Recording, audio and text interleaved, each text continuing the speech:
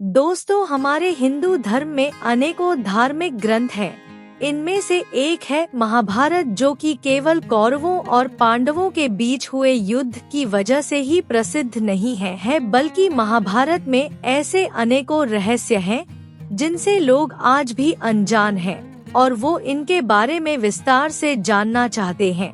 दोस्तों, ऐसा एक रहस्य है महाभारत काल की सबसे बड़ी किरदार द्रौपदी का, जो कि 5 पांडवों की पत्नी थी। लेकिन शायद आप में से आज भी कई लोग ये नहीं जानते होंगे कि द्रौपदी का विवाह 5 पांडवों से क्यों और कैसे हुआ। इसी के साथ साथ द्रौपदी 5 पांडवों के साथ अपना पत्नी धर्म कैसे निभाती थी, क्योंकि हमारे हिंदू धर्म में कोई भी स्त्री केवल एक ही पुरुष के साथ अपनी सुहागरात मना सकती है। तो फिर द्रौपदी ने 5 पांडवों के साथ अपनी सुहागरात कैसे मनाई थी और उसके लिए क्या क्या नियम बनाए गए। अगर आप भी जानना चाहते हैं तो वीडियो के अंत तक बने रहे। दोस्तों, द्रौपदी राजा द्रुपद की पुत्री थी, जिसका जन्म एक यज्ञ की अग्नि से हुआ था।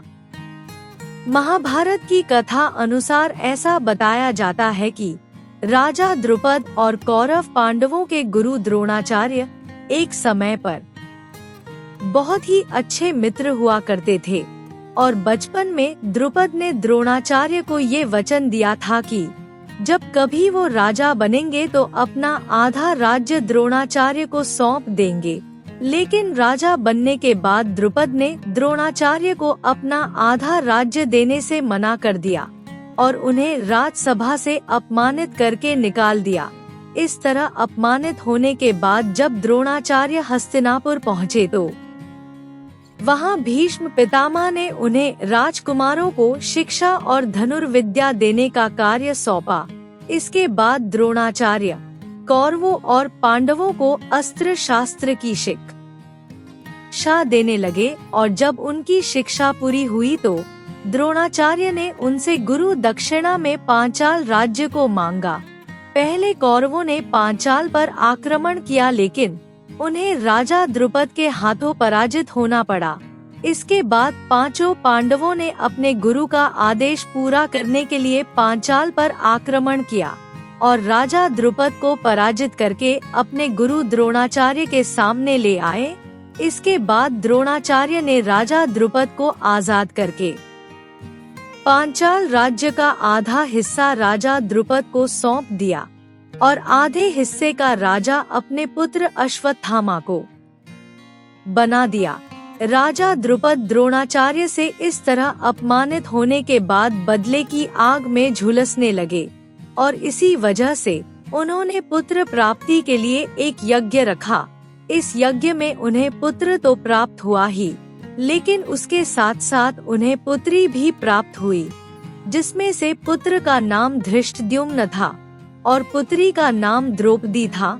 द्रौपदी राजा द्रुपद को हवन कुंड की अग्नि से प्राप्त हुई थी, इसलिए उन्होंने कुछ समय बाद अपनी पुत्री के बड़ा होने पर उसके लिए स्वयंवर रखा। जब राजा द्रुपद ने अपनी पुत्री के विवाह के लिए स्वयंवर की घोषणा की तो उस समय माता कुंती के सभी पुत्र 5 पांडव जंगल में ब्राह्मण का वेश धारण करके रहते थे और जब 5 पांडवों को इस बात की भनक लगी कि राजा द्रुपद की पुत्री द्रौपदी का स्वयंवर हो रहा है और उसमें श्री कृष्ण भी सम्मिलित होंगे, तो 5 पांडव श्री कृष्ण के दर्शन करने के लिए स्वयंवर में चले गए। राजा द्रुपद ने अपनी पुत्री द्रौपदी के स्वयंवर में एक शर्त रखी थी, जिसके अनुसार एक बड़े से यंत्र में एक मछली को रखा गया था। वो इधर उधर घूम रही थी। इस शर्त को पूरा करने के लिए उस घूमती हुई मछली की आँख में उसकी परछाई देखकर तीर मारना था। जो भी शर्त को पूरा करेगा उसका विवाह द्रौपदी के साथ किया जाएगा।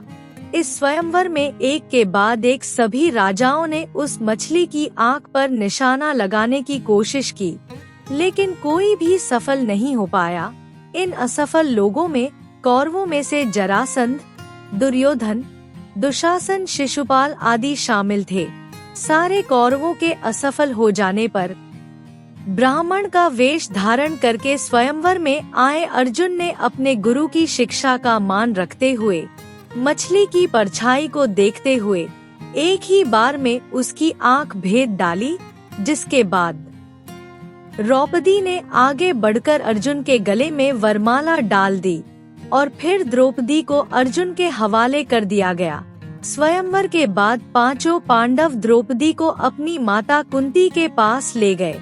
अर्जुन ने अपनी कुटिया में पहुंचते ही अपनी माता कुंती को आवाज लगाई और कहा, देखो माता, आज हम तुम्हारे लिए भिक्षा में क्या लाए हैं। उस समय उनकी माता कुटिया के अंदर भोजन बना रही थी, इसलिए उन्होंने बिना देखे ही पांचों पांडवों से ये कह दिया कि तुम लोग भिक्षा में जो भी लाए हो उसे आपस में बराबर बराबर बांट लो। सभी पांडव भाई अपनी माता की हर बात मानते थे, लेकिन उनके इस आदेश को सुनकर वे सभी चुप रह गए। बाद में जब माता कुंती ने कुटिया के बाहर आकर द्रौपदी को देखा तो वो हैरान रह गई। इसके बाद उन्होंने युधिष्ठिर से कहा कि हे पुत्र, तुम कुछ ऐसा करो जिससे मेरे वचन का भी पालन हो जाए और द्रौपदी के मान सम्मान में कोई कमी भी न आए। जब धर्मराज युधिष्ठिर इस समस्या का कोई हल नहीं निकाल सके तो आखिर में ये फैसला किया गया कि द्रौपदी का विवाह पांचों पांडव पुत्रों से किया जाएगा।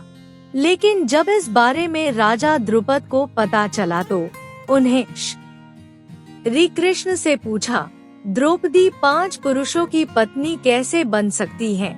ये तो हिंदू धर्म की मर्यादा के खिलाफ है। फिर महर्षि वेदव्यास ने राजा द्रुपद से ये बताया कि द्रौपदी को उसके पिछले जन्म में भगवान शिव ने ही ये वरदान दिया था और भगवान शिव के उसी वरदान की वजह से ये समस्या पैदा हुई है।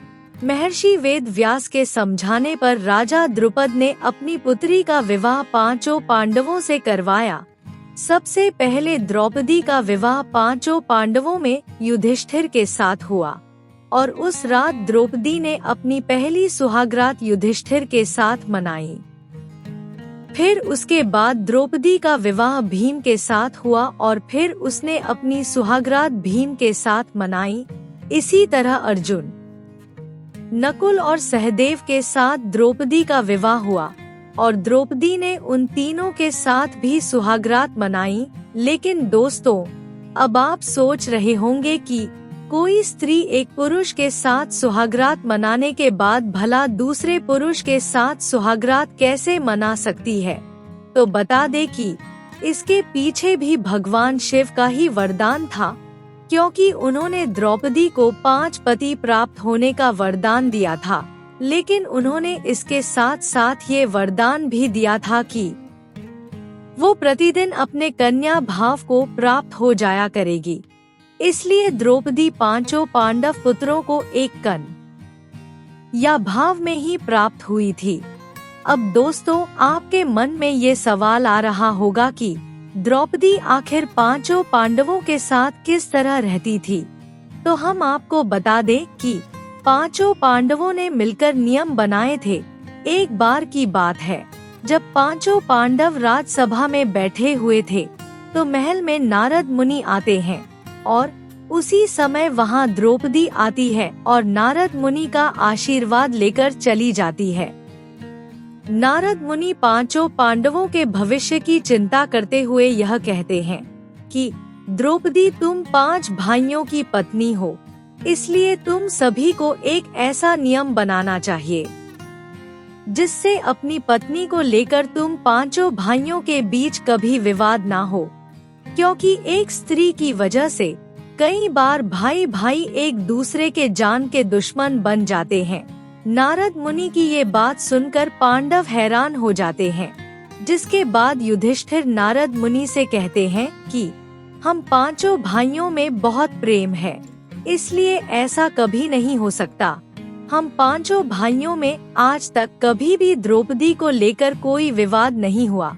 जिसके बाद नारद मुनि कहते हैं कि तुम पांचों भाइयों के प्रेम पर कोई संदेह नहीं है। इसी के साथ नारद मुनि पांचों पांडवों को शुंभ और निशुंभ राक्षस भाइयों के बारे में बताते हैं, जो केवल एक स्त्री की वजह से ही एक दूसरे की जान के दुश्मन बन गए थे।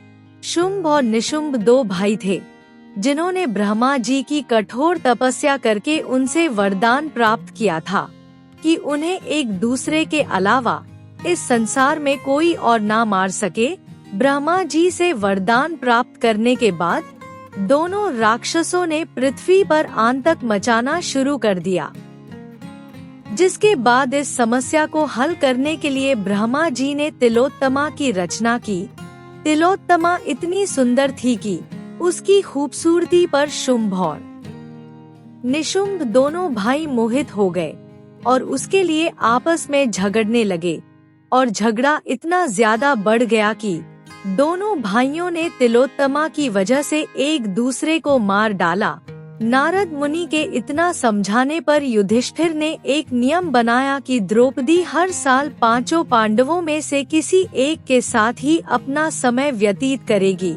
मतलब कि द्रौपदी 1 साल तक किसी एक ही पांडव की पत्नी बनकर रहेंगी, और जब द्रौपदी अपने कमरे में किसी एक पांडव के साथ रहेंगी तो दूसरा पांडव उस कमरे में नहीं जाएगा, और यदि कोई इस नियम को तोड़ेगा तो वो पांडव 1 साल तक वन में रहकर कठोर ब्रह्मचारी का पालन करेगा। एक बार की बात है, जब द्रौपदी युधिष्ठिर के साथ अपने कमरे में बैठी हुई थी और अर्जुन उस कमरे में अपना धनुष भूल गए था।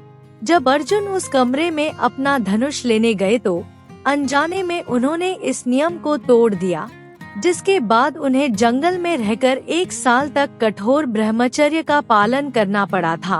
तो दोस्तों, अब तो आप जान ही गए होंगे कि किस तरह द्रौपदी ने पांचों पांडवों के साथ अपने पत्नी धर्म को निभाया। दोस्तों, कमेंट करके बताइए कि क्या इस वीडियो को देखने से पहले आपको महाभारत की ये जानकारी पता थी। तो दोस्तों, उम्मीद करते हैं कि आज का हमारा ये इंटरेस्टिंग वीडियो आपको जरूर पसंद आया होगा, और आप इसे लाइक करके अपने दोस्तों के साथ शेयर भी जरूर करेंगे। और ऐसे ही और वीडियो देखने के लिए इस चैनल को सब्सक्राइब करके बेल नोटिफिकेशन को भी जरूर ऑन कर ले। धन्यवाद।